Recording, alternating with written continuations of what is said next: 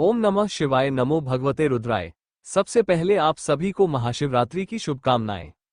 आप सभी का स्वागत है हमारे YouTube चैनल पर। आपका दिन शुभ हो। भोलेनाथ की असीम कृपा से आज हम सभी इस पावन महाशिवरात्रि की दिव्य रात्रि में एकत्रित हुए हैं। ये केवल एक पर्व नहीं, बल्कि आत्मा को परमात्मा से जोड़ने का शुभ अवसर है। आज की इस मंगलमयी बेला में हम अपने मन, वचन और कर्म को पवित्र करते हुए समस्त विघ्नों को दूर करने वाले करुणा के सागर भक्तवत्सल भगवान शिव का स्मरण करते हैं। हे त्रिलोकीनाथ, हमारे भीतर के अज्ञान को दूर कर ज्ञान का प्रकाश प्रदान करें। हमारे जीवन में शांति, संयम और भक्ति का संचार करें। आइए श्रद्धा और विश्वास के साथ हम सब मिलकर 3 बार ओम नमः शिवाय का उच्चारण करें। ओम नमः शिवाय, ओम नमः शिवाय, ओम नमः शिवाय। अब पूर्ण श्रद्धा, विश्वास और भक्ति भाव से हम महाशिवरात्रि की पावन कथा का शुभारंभ करते हैं। महाशिवरात्रि केवल एक पर्व नहीं, बल्कि आत्मा के जागरण की दिव्य रात्रि है। यह वो पावन क्षण है जब संपूर्ण ब्रह्मांड में शिव तत्व की ऊर्जा विशेष रूप से सक्रिय होती है। महाशिवरात्रि का आध्यात्मिक रहस्य। महाशिवरात्रि का अर्थ है शिव की महान रात्रि। ये रात्रि अज्ञान से ज्ञान की ओर, अंधकार से प्रकाश की ओर और अशांति से शांति की ओर बढ़ने का प्रतीक है। मान्यता है कि इसी रात्रि में भगवान शिव ने तांडव नृत्य किया था। शिव और माता पार्वती का दिव्य विवाह हुआ था। शिवलिंग रूप में अनंत ज्योति का प्रकट होना हुआ था। इस दिन उपवास और रात्रि जागरण करने से मन, वचन और कर्म की शुद्धि होती है। शास्त्रों के अनुसार इस दिन किया गया जप, तप और ध्यान 1000 गुना फलदायी होता है। ओम नमः शिवाय मंत्र का जप जीवन के पापों का क्षय करता है। बेलपत्र अर्पित करने से मनोकामनाएं पूर्ण होती है। रात्रि में 4 प्रहर की पूजा करने से जन्म जन्मांतर के दोष शांत होते हैं। महाशिवरात्रि का व्रत करने से मानसिक शांति प्राप्त होती है। नकारात्मक ऊर्जा दूर होती है। विवाह और संतान संबंधी बाधाएं दूर होती हैं। मोक्ष का मार्ग प्रशस्त होता है। महाशिवरात्रि का गूढ़ संदेश। ये पर्व हमें सिखाता है कि शिव निराकार भी है और साकार भी। शिव विनाश के देव नहीं, बल्कि परिवर्तन के देव है। जीवन में जब सब कुछ समाप्त होता दिखाई दे, वहीं से एक नई शुरुआत होती है। महाशिवरात्रि हमें अपने भीतर के शिव को पहचानने का अवसर देती है। अपने अहंकार का त्याग कर ध्यान और साधना से आत्मा को परमात्मा से जोड़ने का दिव्य मार्ग दिखाती है। आज हम उस अद्भुत दिव्य प्रसंग का स्मरण करने जा रहे हैं जब सृष्टि की रक्षा हेतु देव और दानवों ने क्षीरसागर का मंथन किया और समस्त लोकों में हाहाकार मच गया। उस समय समस्त देवताओं के आश्रय, करुणामूर्ति त्रिपुरारी भगवान शिव ने वृषभेश्वर रूप धारण कर धर्म की धुरी को स्थिर किया और जगत का कल्याण किया। हे शंभो, आप ही वृषभ के समान अटल धर्म के आधार है। आप ही संकट में सहारा है। आप ही विष को अमृत बनाने वाले नीलकंठ है। आज की इस पावन कथा के श्रवण से पूर्व हम अपने अंतःकरण को निर्मल करते हुए श्रद्धा भक्ति से आपके चरणों में प्रणाम करते हैं। शिव के वृषभेश्वरावतार वर्णन के प्रसंगों। समुद्र मंथन की कथा। नंदीश्वर बोले, हे ब्रह्मसुत, हे प्राज्ञ, हे मुनीश्वर, अब आप भगवान विष्णु के अहंकार को नष्ट करने वाले तथा श्रेष्ठ लीला से परिपूर्ण शिव जी के वृषभेश्वर नामक उत्तम अवतार को सुने। पूर्व समय में जरा एवं मृत्यु से भयभीत हुए देवताओं एवं असुरों ने आपस में संधि कर समुद्र से रत्न ग्रहण करने का विचार किया। हे मुनिनंदन, तदनंतर सभी देवता और असुर समुद्रों में श्रेष्ठ क्षीरसागर को मथने के लिए उद्यत हुए। हे ब्रह्मा, मधुर मुस्कान वाले सभी देवता तथा असुर अपनी कार्य सिद्धि के लिए विचार करने लगे कि किस उपाय से उस क्षीरसागर का मंथन किया जाए। तब मेघ के समान गंभीर ध्वनि से युक्त आकाशवाणी शिव जी को आज्ञा से देवताओं तथा असुरों को आश्वस्त करती हुई कहने लगी। आकाशवाणी बोली, हे देवगणों, हे असुरों, आप लोग क्षीरसागर का मंथन कीजिए। इस कार्य के लिए आप लोगों को बल और बुद्धि की प्राप्ति होगी, इसमें संदेह नहीं है। आप लोग मंद्राचल पर्वत को मथानी एवं वासुकी नाग को रस्सी बनाइए और सभी लोग आपस में मिलकर आदर पूर्वक मंथन कीजिए। नंदीश्वर बोले, हे मुनिसतम, तब इस प्रकार की आकाशवाणी सुनकर सभी देवता तथा असुर ऐसा करने के लिए प्रयत्न करने लगे। वे सब आपस में मिलकर सोने के समान कांति वाले, ऋजुकाय तथा नाना प्रकार की शोभा से संपन्न पर्वत श्रेष्ठ मंद्राचल के समीप गए। उस गिरीश्वर को प्रसन्न करके तथा उसकी आज्ञा प्राप्त कर उसे क्षीरसागर में ले जाने की इच्छा वाले देवताओं तथा असुरों ने बलपूर्वक उसे उखाड़ लिया। हे मुने, अपनी भुजाओं से मंद्राचल को उखाड़कर वे सब क्षीरसागर के पास जाने लगे। किंतु क्षीण बल वाले वे उसे ले जाने में असमर्थ हो गए। अत्यंत भारी वह मंदराचल अकस्मात उनकी भुजाओं से छूटकर शीघ्र ही देवताओं और दैत्यों के ऊपर गिर पड़ा। तब भग्न उद्यम वाले देवता तथा असुर आहत हो गए। फिर कुछ समय बाद चेतना प्राप्त कर जगदीश्वर की स्तुति करने लगे। इसके बाद जगदीश्वर की इच्छा से उद्यत हुए उन सबने उस पर्वत को पुनः उठाकर क्षीरसागर के उत्तरी तट पर ले जाकर जल में डाल दिया। तदनंतर रत्न प्राप्त करने की इच्छा वाले देवता तथा असुर वासुकी नाग की रस्सी बनाकर क्षीरसागर का मंथन करने लगे। क्षीरसागर का मंथन किए जाने पर स्वर्गलोक की महेश्वरी भृगु पुत्री हरिप्रिया महालक्ष्मी समुद्र से प्रकट हुई। उसके बाद धन्वंतरी चंद्रमा, पारिजात कल्पवृक्ष, उच्चैश्रवा घोड़ा, ऐरावत हाथी, सुरा, विष्णु का धनुष, कामधेनु, गोवृंद, कौस्तुभ मुनि तथा अमृत उत्पन्न हुए। पुनः मथे जाने पर प्रलयकालीन अग्नि के समान कांति वाला और देवताओं तथा असुरों को भय उत्पन्न करने वाला कालकूट नामक महाविष उत्पन्न हुआ। अमृत उत्पन्न होने के समय उसकी जो बूंदें बाहर छलक पड़ी, उनसे अद्भुत दर्शन वाली बहुत सी स्त्रियां प्रकट हुई। वे शरतकालीन पूर्ण चंद्रमा के समान मुख वाली, बिजली, सूर्य तथा अग्नि के समान प्रभावाई और हार, बाजूबंद, कटक तथा दिव्य रत्नों से अलंकृत थीं। वे अपने सौंदर्य रूपी अमृत जल से दसों दिशाओं को सोच रही थीं और अपने भूविलास के कारण विस्तीर्ण नेत्रों वाली वे संसार को उन्मत्त कर रही थीं। इस प्रकार उन अमृत की बूंदों से स्वेच्छा करोड़ों स्त्रियां निकल। तदनंतर जरा और मृत्यु को दूर करने वाला अमृत उत्पन्न हुआ। लक्ष्मी, शंख, कौस्तुभ मणि एवं खड्ग को श्री विष्णु ने ग्रहण किया। सूर्य ने बड़े आदर के साथ दिव्य उच्चैश्रवा नाम का घोड़ा ले लिया। देवताओं के स्वामी शचीपति इंद्र ने अत्यंत आदरपूर्वक वृक्षों में श्रेष्ठ पारिजात एवं हाथियों के राजा ऐरावत को ग्रहण किया। भक्तवत्सल तथा कल्याणकारी शिवजी ने देवताओं की रक्षा के लिए कंठ में महाभयंकर कालकूट विष को तथा चंद्रमा को मस्तक पर स्वेच्छा से धारण किया। ईश्वर की माया से मोहित हुए दैत्यों ने आनंद प्रदान करने वाली मदिरा ग्रहण की।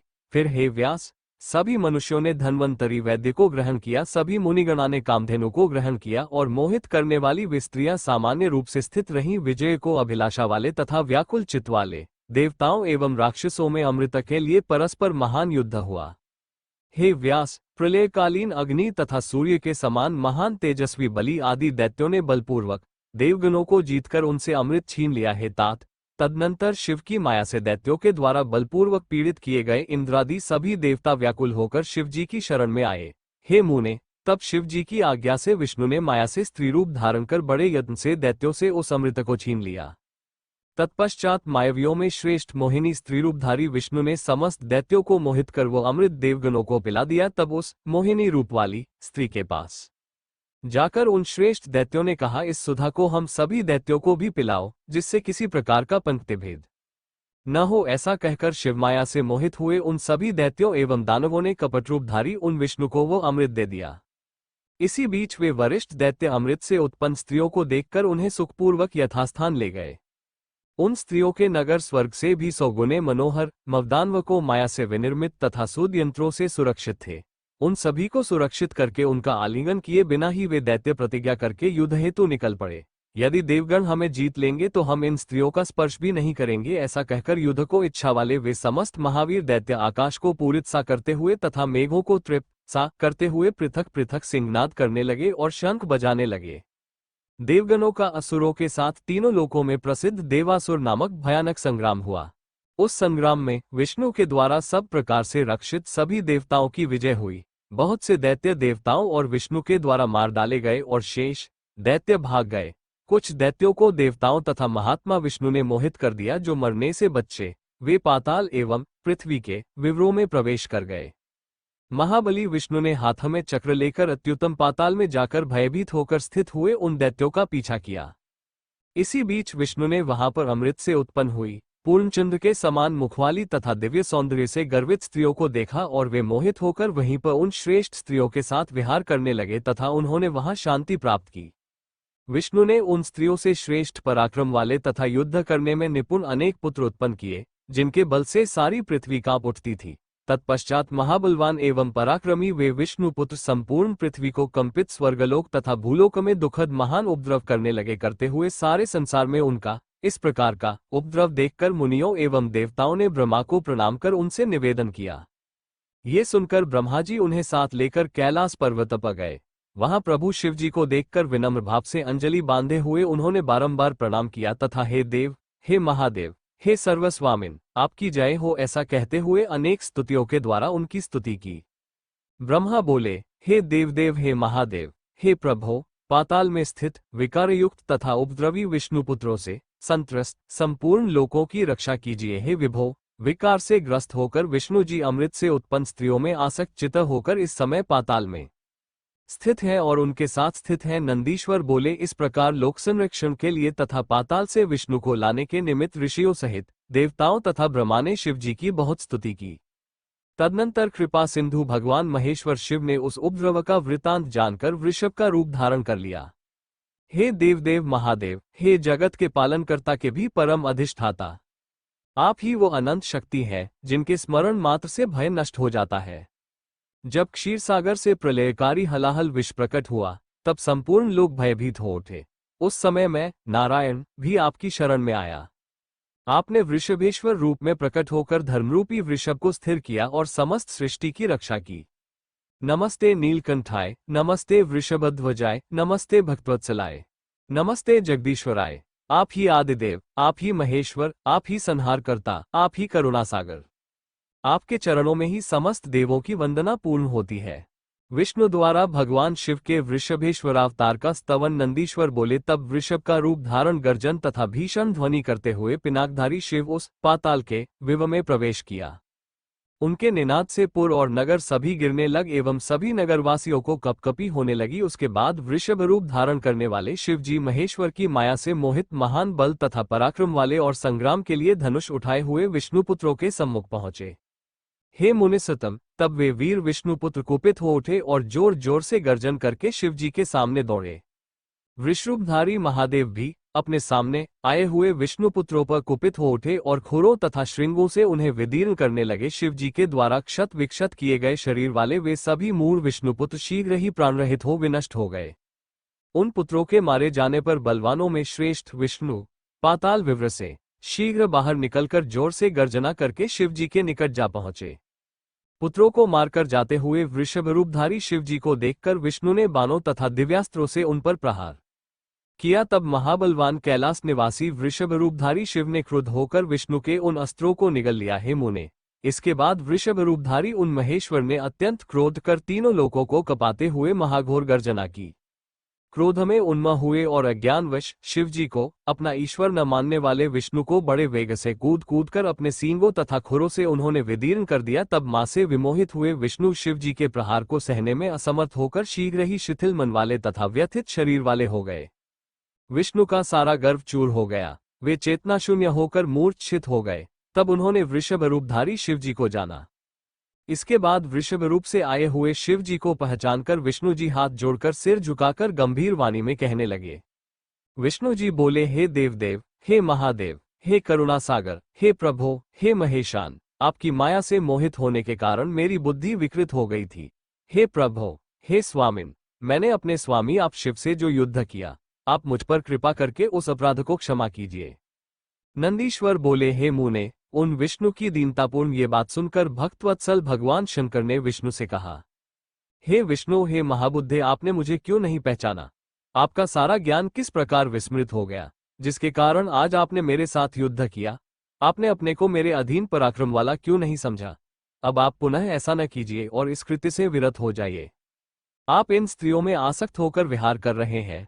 भला कामी पुरुष को ज्ञान किस प्रकार रह सकता है? हे देवेश, यह आपके लिए उचित नहीं है, क्योंकि आपका स्मरण तो विश्व का तारण करने वाला है। शिव जी के इस विज्ञानप्रद वचन को सुनकर मन ही मन लत होते हुए विष्णु आदरपूर्वक शिव जी से यह वचन कहने लगे। विष्णु जी बोले, हे प्रभो, यहाँ मेरा सुदर्शन चक्र है, इसे लेकर आपकी आज्ञा का आदरपूर्वक पालन करने वाला मैं अब अपने लोक को जाऊंगा। नंदीश्वर बोले। तब वृषभ रूपधारी धर्मरक्षक महेश्वर शिव ने उस वचन को सुनकर विष्णु से पुनः कहा, हे हरे, इस समय आप देर न कीजिए और मेरी आज्ञा से शीघ्र ही यहाँ से अपने लोक चले जाइए, चक्र को यहीं रहने दीजिए।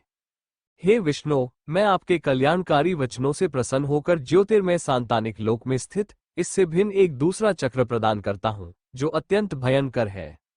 नंदीश्वर बोले। ऐसा कहकर शिवजी ने दिव्य कालाग्नि के समान देदीप्यमान अत्यंत प्रज्वलित एवं दुष्टों का नाश करने वाला चक्र प्रकट किया और 10,000 सूर्यों की सी कांति वाले उस महाभयानक चक्र को सभी देवताओं एवं मुनियों के रक्षक महात्मा विष्णु को प्रदान किया।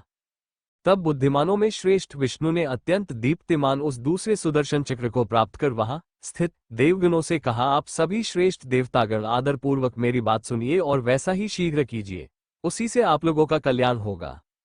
पाताल लोक में स्थित उन दिव्य स्त्रियों का वर्ण स्वेच्छा से आप लोग करें।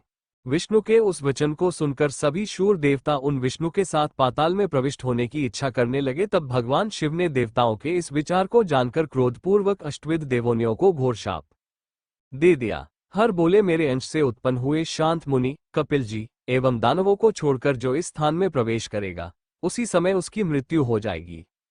मनुष्यों के हित को बढ़ाने वाले शिवजी के इस पो वाक्य को सुनकर तथा उनके द्वारा निषेध करने पर देवतागण अपने अपने स्थान को चले गए। हे व्यास, इस प्रकार भगवान शिव ने अपनी माया के प्रभाव से उनमें आसक्त हुए भगवान विष्णु को अनुशासित किया और तब विष्णु देवलोक को चले गए तथा संसार सुखी हो गया। 35 इस प्रकार देवताओं का कार्य करके वृषभ रूपधारी भक्तवत्सल भगवान शिव अपने स्थान कैलाश पर्वत पर चले गए। हे सनय कुमार, मैंने शिवजी के वृषेश्वरावतार का वर्णन कर दिया, जो विष्णु के अज्ञान का हरण करने वाला, कल्याणकारक तथा तीनों लोकों को सुख प्रदान करने वाला है। यह आख्यान परम पवित्र, श्रेष्ठ, शत्रुबाधा को दूर करने वाला और सज्जनों को स्वर्ग, यश, आयु, भोग तथा मोक्ष देने वाला है। जो भक्ति के साथ सावधान होकर इसे सुनता है अथवा सुनाता है और जो इसे पढ़ता है तथा बुद्धिमान मनुष्यों को पढ़ाता है, वह इस लोक में समस्त सुखों को भोग कर अंत में मोक्ष प्राप्त कर लेता है। महाशिवरात्रि की व्रत कथा। एक बार पार्वती ने भगवान शिव शंकर से पूछा, ऐसा कौन सा श्रेष्ठ तथा सरल व्रत पूजन है जिससे मृत्यु लोक के प्राणी आपकी कृपा सहज ही प्राप्त कर लेते हैं? उत्तर में शिवजी ने पार्वती को शिवरात्रि के व्रत का विधान बताकर यह कथा सुनाई। एक गांव में एक शिकारी रहता था। पशुओं की हत्या करके वह अपने कुटुंब को पालता था। वह एक साहूकार का ऋणी था, लेकिन उसका ऋण समय पर न चुका सका। क्रोधवश साहूकार ने शिकारी को शिवमठ में बंदी बना लिया। संयोग से उस दिन शिवरात्रि थी। शिकारी ध्यानमग्न होकर शिव संबंधी धार्मिक बातें सुनता रहा। चतुर्दशी को उसने शिवरात्रि की कथा भी सुनी। संध्या होते ही साहूकार ने उसे अपने पास बुलाया और ऋण चुकाने के विषय में बात की। शिकारी अगले दिन सारा ऋण लौटा देने का वचन देकर बंधन से छूट गया। अपनी दिनचर्या की भांति वो जंगल में शिकार के लिए निकला, लेकिन दिन भर बंदीगृह में रहने के कारण भूख प्यास से व्याकुल था। शिकार करने के लिए वह एक तालाब के किनारे बेल वृक्ष पर पड़ाव बनाने लगा। बेल वृक्ष के नीचे शिवलिंग था जो बिल्वपत्रों से ढंका हुआ था। शिकारी को उसका पता न चला। पड़ाव बनाते समय उसने जो टहनियां तोड़ी वे संयोग से शिवलिंग पर गिरी।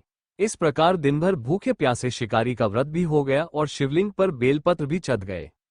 एक पहर रात्रि बीत जाने पर एक गर्भिणी मृगी तालाब पर पानी पीने पहुंची।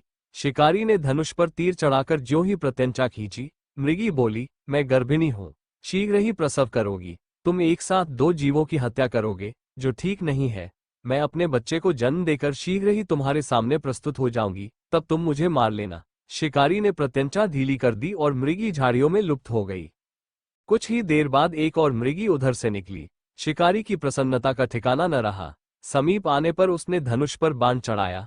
तब उसे देख मृगी ने विनम्रतापूर्वक निवेदन किया, हे पारधी, मैं थोड़ी देर पहले ही ऋतु से निवृत्त हुई हूँ, कामातुर विरहिणी हूँ, अपने प्रिय की खोज में भटक रही हूँ।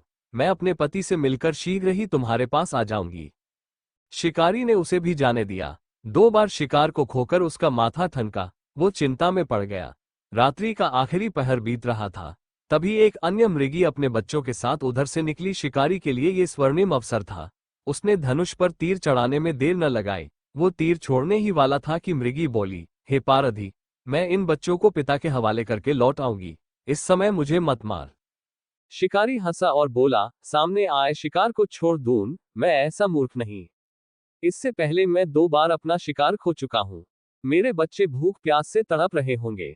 उत्तर में मृगी ने फिर कहा, जैसे तुम्हें अपने बच्चों की ममता सता रही है, ठीक वैसे ही मुझे भी, इसलिए सिर्फ बच्चों के नाम पर मैं थोड़ी देर के लिए जीवनदान मांग रही हूं। हे पारधी, मेरा विश्वास कर, मैं इन्हें इनके पिता के पास छोड़कर तुरंत लौटने की प्रतिज्ञा करती हूं। मृगी का दीन स्वर सुनकर शिकारी को उस पर दया आ गई। उसने उस मृगी को भी जाने दिया। शिकार के अभाव में बेलवृक्ष पर बैठा शिकारी बेलपत्र तोड़ तोड़कर नीचे फेंकता जा रहा था। पौ फटने को हुई तो एक हष्ट-पुष्ट मृग उसी रास्ते पर आया। शिकारी ने सोच लिया कि इसका शिकार वो अवश्य करेगा। शिकारी की तनी प्रत्यंचा देखकर मृग विनीत स्वर में बोला, हे पारधी भाई, यदि तुमने मुझसे पूर्व आने वाली 3 मृगियों तथा छोटे छोटे बच्चों को मार डाला है तो मुझे भी मारने में विलंब न करो, ताकि उनके वियोग में मुझे एक क्षण भी दुख न सहना पड़े। मैं उन मृगियों का पति हूँ। यदि तुमने उन्हें जीवनदान दिया है तो मुझे भी कुछ क्षण जीवनदान देने की कृपा करो। मैं उनसे मिलकर तुम्हारे सामने उपस्थित हो जाऊंगा। मृग की बात सुनते ही शिकारी के सामने पूरी रात का घटना चक्र घूम गया। उसने सारी कथा मृग को सुना दी। तब मृग ने कहा, मेरी तीनों पत्नियां जिस प्रकार प्रतिज्ञाबद्ध होकर गई हैं, मेरी मृत्यु से अपने धर्म का पालन नहीं कर पाएंगी। अतः जैसे तुमने उन्हें विश्वासपात्र मानकर छोड़ा है, वैसे ही मुझे भी जाने दो। मैं उन सबके साथ तुम्हारे सामने शीघ्र ही उपस्थित होता हूँ। उपवास, रात्रि जागरण तथा शिवलिंग पर बेलपत्र चढ़ाने से शिकारी का हिंसक हृदय निर्मल हो गया था। उसमें भगवत शक्ति का वास हो गया था। धनुष तथा बाण उसके हाथ से सहज ही छूट गए। भगवान शिव की अनुकंपा से उसका हिंसक हृदय कारुणिक भावों से भर गया। वो अपने अतीत के कर्मों को याद करके पश्चाताप की ज्वाला में जलने लगा। थोड़ी ही देर बाद मृग सपरिवार शिकारी के समक्ष उपस्थित हो गया, ताकि वो उनका शिकार कर सके। किंतु जंगली पशुओं की ऐसी सत्यता, सात्विकता एवं सामूहिक प्रेम भावना देखकर शिकारी को बड़ी ग्लानि हुई। उसके नेत्रों से आंसुओं की झड़ी लग गई। उस मृग परिवार को न मारकर शिकारी ने अपने कठोर हृदय को जीव हिंसा से हटा सदा के लिए कोमल एवं दयालु बना लिया। देवलोक से समस्त देव समाज भी इस घटना को देख रहा था। घटना की परिणति होते ही देवी देवताओं ने पुष्प वर्षा की। तब शिकारी तथा मृग परिवार मोक्ष को प्राप्त हुए। हर हर महादेव। ओम नमः शिवाय। हे करुणामूर्ति, जगत के पालनहार भगवान शिव, आपकी कृपा से हमने पावन पर्व महाशिवरात्रि की इस दिव्य व्रत कथा का श्रवण किया। जो भक्त सच्चे मन, श्रद्धा और भक्ति से इस कथा को सुनता या सुनाता है, उसके जीवन के समस्त कष्ट, रोग, शोक और भय का नाश स्वयं भोलेनाथ करते हैं। उसके घर में सुख, समृद्धि और शांति का वास होता है और अंत समय में उसे शिवधाम की प्राप्ति होती है। हे नीलकंठ, हमारे मन में सदैव आपका स्मरण बना रहे। हमारे हृदय में भक्ति का दीपक सदा प्रज्वलित रहे। हमारे जीवन में धर्म, सत्य और करुणा का मार्ग प्रकाशित रहे। आइए अंत में पूर्ण श्रद्धा से एक स्वर में बोलें, हर हर महादेव। बोलो बम बम भोले। यदि यह पावन कथा आपको अच्छी लगी हो तो वीडियो को लाइक करें, शिव भक्तों तक शेयर करें और चैनल को सब्सक्राइब अवश्य करें, ताकि ऐसी ही दिव्य और पुण्यदायी कथाएं आप तक निरंतर पहुंचती रहें। ओम नमः शिवाय। जय शिव शंकर। हर हर महादेव।